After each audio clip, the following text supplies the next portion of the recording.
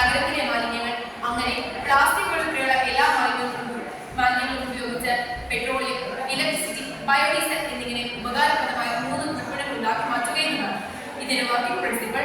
ആദ്യം മാലിന്യങ്ങളെല്ലാം ഗ്യാസിഫിക്കേഷൻ ഇങ്ങനെയാണ്. ഇവിടെ ഗ്യാസിഫിക്കേഷൻ എന്ന മാലിന്യങ്ങൾ ഗ്യാസ് പരിവർത്തനമാകുന്നു. ഈ ഗ്യാസ് ഹൈ പ്രഷറിൽ ടർബൈൻ കറക്കുകയും അതുവഴി ഇവിടെ ഇലക്ട്രിസിറ്റി പ്രൊഡ്യൂസ് ചെയ്യുകയും ചെയ്യുന്നു. ഇനി ഈ ഗ്യാസിൽ കാർബൺ ഡൈ ഓക്സൈഡ് എന്ന ഇമ്പ്യൂരിറ്റി ഉള്ളത് അതിനെ റിമൂവ് ചെയ്യുന്നതിന് വേണ്ടി വെക്ടിസോളിലേക്ക് നമ്മൾ ഗ്യാസിനെ പാസ് ചെയ്യുന്നു. വെക്ടിസോൾ ഉപയോഗിച്ച് നമ്മൾ ഗ്യാസിൽ നിന്ന് സൾഫറിനെ വേർതിരിച്ചെടുക്കുന്നു. ഇനി ഈ ഗ്യാസിനെ ഫർദർ പ്യൂരിഫിക്കേഷന് വേണ്ടി റേഡിയന്റ് ഗ്യാസ് കുളറിലേക്ക് നമ്മൾ ഇതിനെ പാസ് ചെയ്യുന്നു.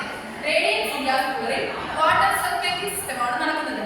ഇതിലെ കാണുന്ന ട്യൂബുകളിലൂടെ വെള്ളം പാസ് ചെയ്യുന്നത് മൂലം ഗ്യാസിന്റെ താപം കുറയുകയും ഇവിടെ കണ്ടൻസ്ഡ് ആകാൻ ഇമ്പ്യൂരിറ്റീസ് എല്ലാം കണ്ടൻസ്ഡ് ആവുകയും ചെയ്യുന്നു.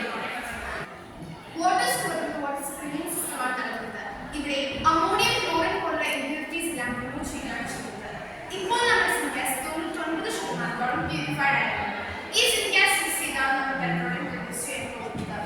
ഫിഷൻ ഡ്രോപ്പ് പ്രോസസ് എന്ന ആധുനിക ടെക്നോളജി യൂസ് ചെയ്താണ് നമ്മൾ പെട്രോളിയം അഥവാ നോർമൽ ആൽക്കൈൻ ചെയിൻസ് പ്രൊഡ്യൂസ് ചെയ്യുന്നത്. ഈ ആൽക്കൈൻ ചെയിൻസ് 400 ഡിഗ്രി സെൽഷ്യസിൽ ഹീറ്റ് ചെയ്ത് സാധാരണ ക്രൂഡ് ഓയിൽ റിസർച്ച് ചെയ്യുന്നത് പോലെ ഫ്രാക്ഷണൽ ഡിസ്റ്റിലേഷൻ വഴി പെട്രോൾ, ഡീസൽ, നാഫ്ത, കെറോസിൻ പോലുള്ള പ്രൊഡക്ട്സ് ലഭിക്കുന്നതാണ്. ഇനി സാധാരണ ഫോർമോൾ പ്ലാന്റിൽ ഫ്യൂൽ നേരിട്ട് കത്തിച്ച് carbon dioxide, sulphur dioxide പോലുള്ള വാതകങ്ങളെ അന്തരീക്ഷത്തിലേക്ക് വിടുകയാണ് ചെയ്യുന്നത്. ഇത് ഓസോൺ ഡിപ്രഷൻ പോലുള്ള പല കാരണങ്ങളുണ്ടാക്കുന്നു.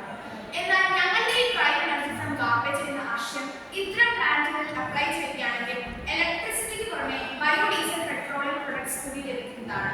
അതും ഒരു വിധത്തിലുള്ള അന്തരീക്ഷ മലിനീകരണമില്ലാതെ. സാധാരണ പ്ലാന്റുകൾ കാർബൺ ഡൈ ഓക്സൈഡിനെല്ലാം നേരിട്ട് അന്തരീക്ഷത്തിലേക്ക് കടത്തിവിടുകയാണ് ചെയ്യുന്നത്. എന്നാൽ നമ്മളിവിടെ നേരത്തെ റിമൂവ് ചെയ്തിരിക്കുന്ന കാർബൺ ഡൈ ഓക്സൈഡിനെ ഗ്രീൻ ആൽഗെ കൾച്ചർ ചേമ്പറിലേക്ക് പാസ് ചെയ്ത് ഇവിടെ സൺലൈറ്റിന്റെ പ്രസൻസിൽ ഫോട്ടോസിന്തസിസ് നടന്ന് ഗ്രീൻ ആൽഗെ കൂടുതൽ ന്യൂട്രീഷ്യസ് ആയി മാറുന്നു. ഈ ഗ്രീൻ ആൽഗയുടെ ബോഡി 75% ഓഫ് ഓയിൽ ആണുള്ളത്.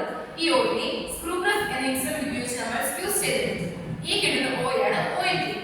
ഈ ഓയിൽ ഗെയിൻ ധാരാളം ഷുഗർ കണ്ടന്റ് ഉണ്ട്. അതിനെ റിമൂവ് ചെയ്യുന്നതിന് വേണ്ടി ട്രാൻസ് എസ്റ്ററിഫിക്കേഷൻ എന്ന പ്രോസസ് യൂസ് ചെയ്ത് ഗ്ലിസറിനിൽ ആഡ് ചെയ്ത് സൾഫർ ഡയോക്സൈഡ് ഇതിൽ നിന്ന് റിമൂവ് ചെയ്തിട്ട് ബയോഡീസൽ നമുക്ക് മുകളിൽ സെറ്റിൽഡ് ആയി കിട്ടും.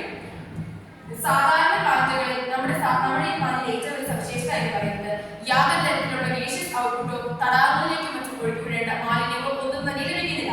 നമുക്കിവിടെ ആദ്യമേ ചെയ്യുമ്പോൾ ലഭിക്കുന്ന തെങ്ങിനെല്ലാം വളമായി ഉപയോഗിക്കാം. അതുപോലെ നമുക്ക് ലഭിക്കുന്ന സൾഫറിനെ ലബോറട്ടറിക്കൽ പർപ്പസിനെ യൂസ് ചെയ്യാം. അതുപോലെ തന്നെ നമുക്ക് ലഭിക്കുന്ന ഗ്ലിസറിൻ, അമോണിയം ക്ലോറൈഡ് പോലുള്ള എല്ലാം നമുക്ക് ഉപകാരപ്രദമായ ഇമ്പ്യൂരിറ്റീസ് ആണ്.